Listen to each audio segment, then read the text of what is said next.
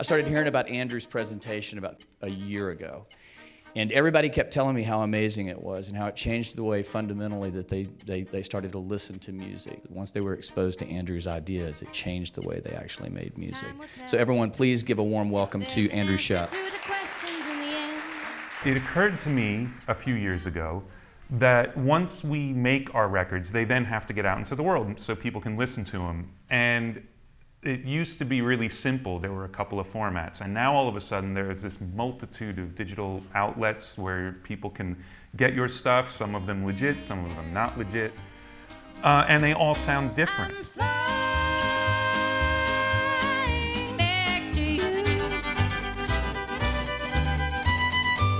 Formation changes with the wind, and each moment brings a new beginning. Bob Ludwig, when Bob talks, everybody listens, you know. And Bob made several statements, and then he would check with Eric. Right, Eric? I was like, man, I got to get to know this guy. iTunes was an afterthought. And if you have a digital artist, and iTunes is unfortunately the king of the market, you know, like Andrew said, you know, for better or for worse, we got to pay attention to that.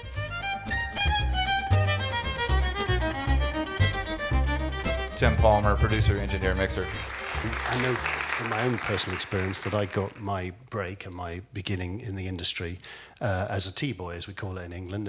It's more like an assistant engineer, I think, would be, or a runner, that's the word. Yeah. A runner in America. And, you know, that was obviously an apprenticeship as opposed to a recording school. So it was a wonderful experience. And my very first day in the studio making tea, I was sent into the A studio and made a cup of tea for Stevie Wonder. So that was a great start. And that's not the way it generally runs this day. So I tried to delve into this and figure out a way to make it make sense to myself, and also to teach myself what did I like and what didn't I like, and what mattered and what didn't matter. By the time the AES show rolled around, every single major label with every release was doing mastered for iTunes. I was like, wow, we actually did something. It was really fun. You know, when you went to the mastering, I know that from Pearl Jam, for instance, when Bob Ludwig did it. You do these mixes and you got it back and you go, oh my God, did I mix that? That's so much better. You know, I'm looking good here. But so often is the case nowadays with mastering, with this pressure of volume, that you do a mix and you get it back and you go, I hate it now.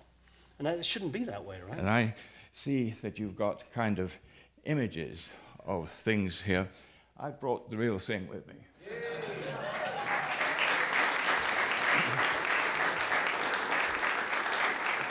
It's not just about audiophile stuff. It's not about, man, it's so much more solid at 2.7K. It's about how is the art being translated? How are you responding to it?